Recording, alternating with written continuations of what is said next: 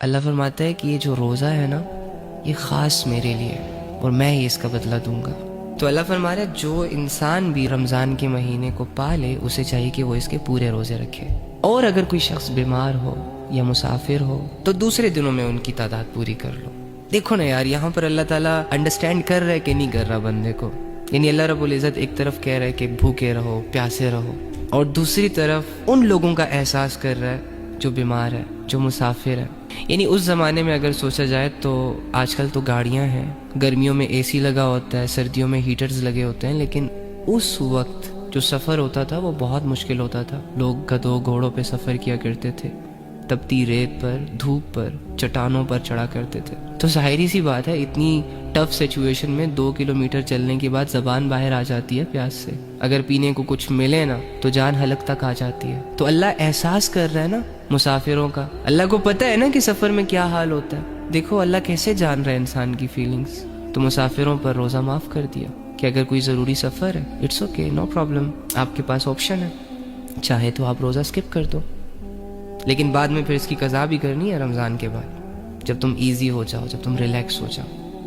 اور بیماروں کو بھی دیکھو اللہ تعالیٰ کیسے انڈرسٹینڈ کر رہا ہے کہ بیماری میں انسان بہت کمزور ہو جاتا ہے۔ جنہوں نے بیماریاں گزاری ہیں انہیں پتہ ہوگا، میڈیسن لینی پڑتی ہے، صحت کو مینٹین رکھنے کے لیے ڈائٹ لینی پڑتی ہے۔ تو اللہ تعالیٰ کر رہے ہیں نا انڈرسٹینڈ بندے کو، بندے کی سچویشنز کے مطابق۔ ہمارا رب تو جیتا جاگتا ہے، دیکھتا ہے، سنتا ہے، سمجھتا ہے، ساتھ ہے۔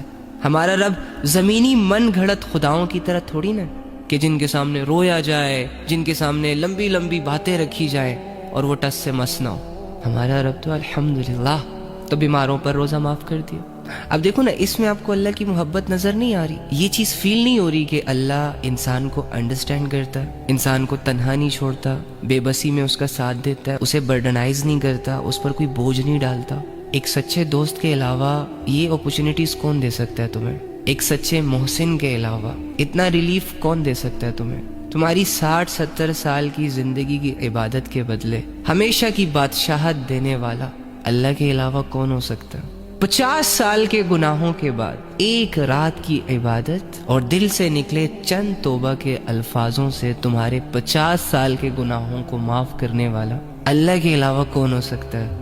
لیکن ایکچولی میں نا ہم بس اپنی اس زندگی کو لے کر جج کرتے رہتے ہیں، بڑے ججمنٹل لوگ ہیں ہم یار، غلط آبزرو کرتے ہیں ہم۔ حالت خراب ہے تو سمجھتے ہیں کہ جیسے سب کچھ ہی خراب ہے، اب زندگی میں کچھ بھی اچھا نہیں رہا۔ ابے یار تیرا رب تیرے ساتھ ہے، تو اپنے رب کے تعلق کو مینٹین کر کے رکھ۔